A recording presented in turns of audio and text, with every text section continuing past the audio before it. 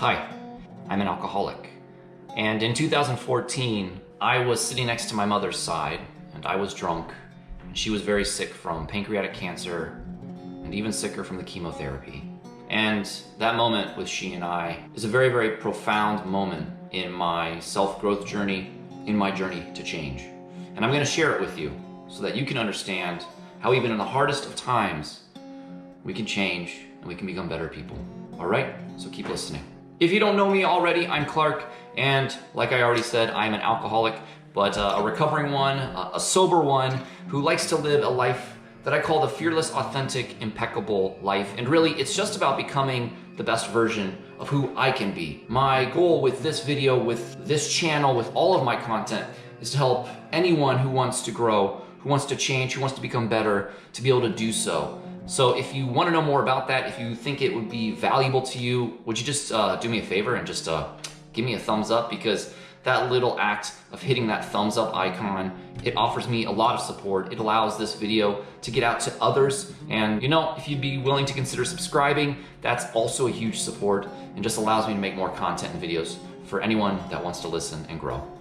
2014 was the year I experienced a catalyst to have to change, where life forced me to change, or at least where it forced me to begin the process, even though I really honestly didn't know it at that time. My mom was diagnosed with stage 4 pancreatic cancer, and I was far from admitting that I was an alcoholic. So when I found out, I believe I drank 2 bottles of wine the night I found out.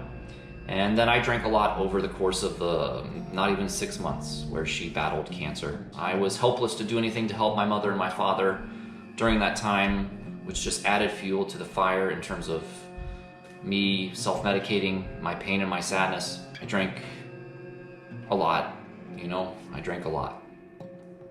It's just what I did. If you're an alcoholic, or if maybe you're someone who feels out of control and you have a way to cope with that control in a way that you beat yourself up over, hey, I just want you to know right here, right now, before we go any further, that it's okay.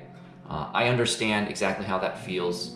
And I just want you to know you're not weak, and it's okay to struggle, and it's okay to feel out of control, because I can tell you that there is another side to it where you gain the strength back and you prove to yourself that you're actually a lot stronger than you think. So anyway, back to the story. So I drank a lot over the course of her battling pancreatic cancer, and one weekend in particular, the weekend of October 1st, 2014, I decided I was going to fly out for a couple of days. You know, my childhood home, I have obviously fond memories of it. It was a house always filled with the smells of baking and cooking. My mom loved to cook. She loved to bake. I have fond memories as a child making Toll House cookies with her. The kitchen became like a haven of just love and just amazing memories. And that weekend it was quiet and it was dark and it did not smell my mom's cooking at all. I mean, honestly, it was really, really depressing, and it smelled and it felt like death.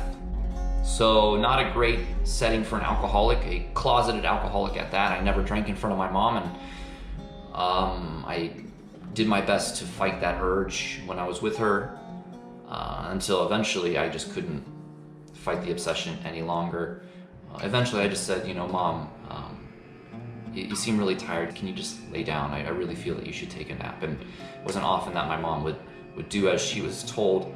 She was very stubborn and very tenacious, but she admitted that she was tired and she laid down. And my alcoholism was like, nice, you got a window of opportunity here, man, to numb out a little bit. So while she slept, I had some pizza and I had enough alcohol to take the edge off, but I'd say it's probably a pretty good buzz. But I was good at least controlling myself in that moment because I didn't want my mom to see me drunk. Famous last words, right? I know. So eventually my mom woke up from her nap and I heard her wrestling up in her bedroom, and I heard her call for help. She was too weak to sit up really, or get out of bed or get down the stairs. So I went upstairs and she asked me to massage her legs because her ankles were very, very swollen from the edema. Actually, I have a picture of my mom from a very young age. Can you see that? As you can see, very dainty, very, you know, delicate legs and ankles. But on that day, they were very swollen. So I, as a loving son, the least I could do was massage her legs for her to try to ease the discomfort and the pain. And we didn't talk much while I massaged her ankles. And eventually she indicated she wanted to sit up and go downstairs. And while I'm standing ready to offer her my hands and my arms to lift her, she looks up at me and she says, "I don't know what it's like to die." Now, I had a pretty good buzz going on, but I would say that probably in that moment, I was about as sober as I've ever been, because I'd never seen my mom scared. Fear was not something that my mother ever showed, but in that moment, I saw my mother, I think truly for the first time ever. And to hear someone admit something just so vulnerable and authentic and just honest about their fear of dying, it's very sobering. And I didn't know what to say except the first thing that came to my head, which was, "Mom, I don't know either, and I am so sorry."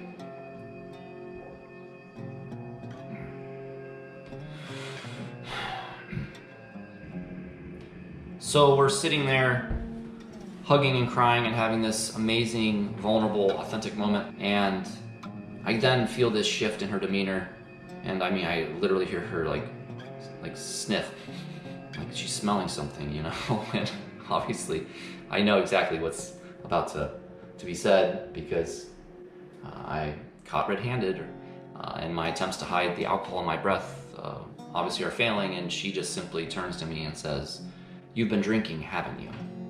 And it obviously was not a question, it was a statement, and there was not much I could do but just acquiesce that she was correct, which pretty much abruptly ended the moment between us there, and she put her facades up, and I was left there with guilt and shame and just the feeling of, oh, Clark's a disappointment again. Surprise, surprise. Now this day was October 1st, 2014. And I got sober 3 years later to that exact day on October 1st, 2017.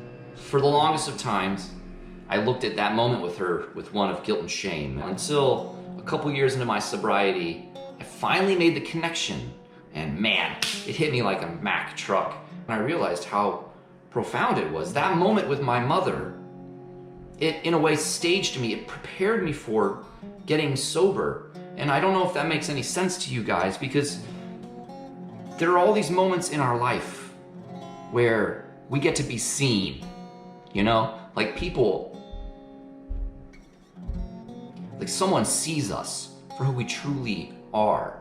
And that's the unveiling, where we can either accept who we are, whether we like it or not, and we can do something about it, or we can't do something about it. In that moment, on that day with my mother, I didn't do anything about it because I was too scared. I didn't know how to cope with all of that. With the pending death of her, I knew that was coming. There's no way I could deal with being an alcoholic. There was no way I could put away the bottle for good. But on that day, even though I felt like I was being judged for so long, I now see it as a moment where my mother just saw me for who I truly was. A sad, scared little boy who was gonna lose his mom. And I was just coping with it the best I could. And I saw my mom for who she was, just a scared human being who was afraid to die and finally had the courage to say it to her son. I mean, and then I got sober 3 years later. And so I just want you to know, whoever you are, wherever you are, I want you to know that it's okay to be seen however you are in this moment. It's okay to be seen in your most vulnerable state. It's okay to be seen at our weakest. It's okay to be seen hitting rock bottom. It's okay to be seen afraid. It's okay to be seen sick. It's okay to not be okay. And it's okay to be seen in that state. So there you have it, my friends. A profound moment in my intentional living journey and my personal development, self-growth journey that prepared me for much harder things to come, honestly. I hope that you found some value in it. I hope that you hit that like button, or at least give me a thumbs up if you did, so that way I know it's connecting with you. Hitting that button really helps my channel out, and it gets this video out to others who might find it helpful, so that they know that they're not alone. I'd love it if you guys shared this video as well. If you would consider subscribing, I would be honored for you to join my channel. It's a huge way of supporting me so that I can continue to make content and videos like this. And until I see you again next week, I really hope that you'll check out that playlist right over there, or maybe that video right down there. And a little food for thought, something I like to always say at the end of my videos: be authentic, be fearless, be you, and everything else will fall into place. Thanks for your time, my friends. I appreciate it so much. Talk soon. Bye.